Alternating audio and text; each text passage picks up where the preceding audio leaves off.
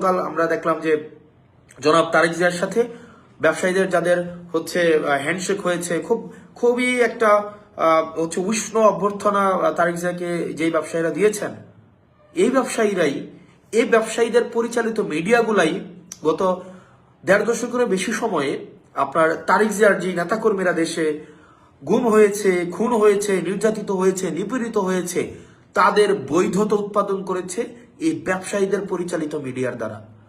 কি আইরনি, ভাগ্যের কি নির্মম পরিহাস। আজকে জনাব তারেক জিয়া তাদের যেই নেতাকর্মী রয়েছে, যারা গুম হয়েছে, আহত হয়েছে, নির্যাতিত হয়েছে, নিপীড়িত হয়েছে, তাদের রক্তের উপরে দাঁড়িয়ে তাদের হত্যাকাণ্ডের, তাদের গুমের, তাদের নির্যাতনের, তাদের নিপীড়নের যেসব মিডিয়া বৈধতা উৎপাদন করেছে, সেসব মিডিয়া মালিকদেরকে একদম উষ্ণ অভ্যর্থনা জানাচ্ছেন।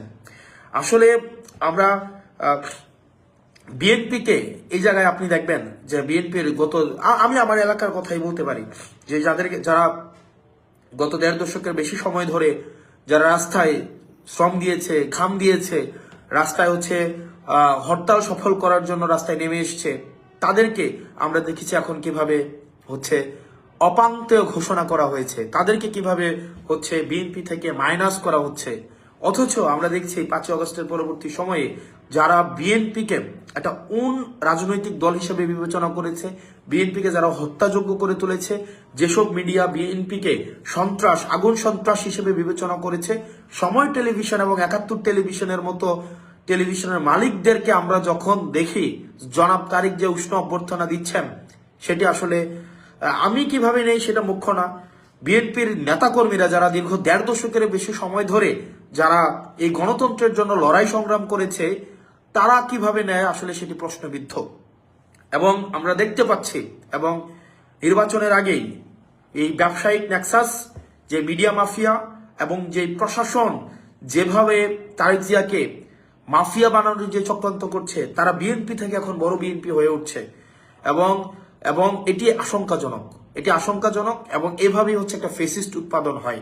এভাবেই হচ্ছে যখন সবাই এই 1.5 দশকের বেশি সময়ে বিএনপির যে গণতন্ত্রকে একটা অংশগ্রহণমূলক একটা নির্বাচনের জন্য তাদের যে ত্যাগ, তাদের যেই শ্রম, তাদের যেই বিএনপির একজনের নেতাকর্মী বাদ নাই যে যাদের বিরুদ্ধে মামলা হয়নি, কেউ ঘরে ঘুমাইতে পারে নাই, এরকম অনেকে আছে যারা ঘরে ঘুমাইতে পারে নাই। অথচ আজকে আমরা দেখতে পাচ্ছি ওইসব ব্যবসায়ীরা, ওইসব মিডিয়ারা এবং ওইসব প্রশাসনই হচ্ছে বিএনপির সবচেয়ে কাছের, বিএনপি থেকে আরো বড় বিএনপি হয়ে উঠছে, যেগুলো আসলে আমাদেরকে আশাহত করে। এবং পরবর্তী বাংলাদেশটা আসলে কোন দিকে যেতে পারে এবং পরবর্তী বাংলাদেশটা রূপরেখাটা কেমন হতে পারে, এবং যেই মিডিয়া, ব্যবসায়ী এবং প্রশাসনের যে আনহোলি নেক্সাসে, আমরা চাইবো না যে জনাব তারেক জিয়া সাহেব এই নেক্সাসের মধ্যে পড়ে যান। আমরা চাই যে গণতান্ত্রিক উত্তরণের যেই পথ উন্মোচিত হওয়ার রাস্তা উন্মুক্ত হয়েছে,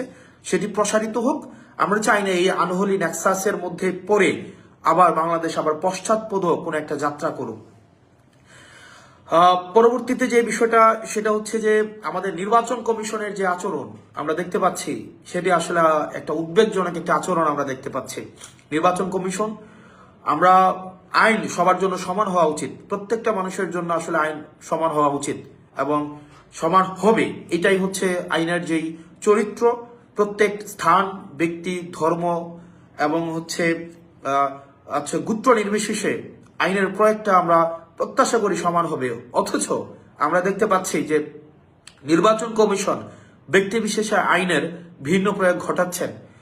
একই কারণে একই রাজনৈতিক দলের মনোনয়ন বাতিল করা হলেও আবার একই কারণে অন্য একটা রাজনৈতিক দলের মনোনয়নকে বৈধ ঘোষণা করছে, যেটি একটা নিরপেক্ষ অংশগ্রহণমূলক রাষ্ট্র যেই প্রতিশ্রুত একটা অংশগ্রহণমূলক নির্বাচনে কতটা নিশ্চিত করবে, সেটি আসলে আমাদেরকে নিরাশ করে।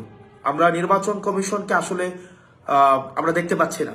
আমরা নির্বাচন কমিশনের আন্ডারে প্রশাসন থাকার কথা ছিল, নির্বাচন কমিশনের আন্ডারে পুলিশ থাকার কথা ছিল। আইরনিক্যালি এই প্রশাসন এবং পুলিশ আমরা দেখতে পাচ্ছি এখন গুলশানের আন্ডারে চলে গিয়েছে, যেটি খুবই দুঃখজনক। আপনারা অনেকেই হয়তো আমার প্রতি ক্ষুব্ধ হতে পারেন, এটাই বাস্তবতা।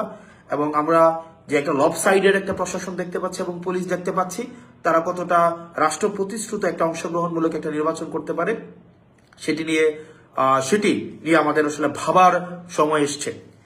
আমরা আমাদের জায়গা থেকে প্রতিজ্ঞ, আমরা আমাদের জায়গা থেকে আমরা আমাদের কাজ করা অব্যাহত রাখবো।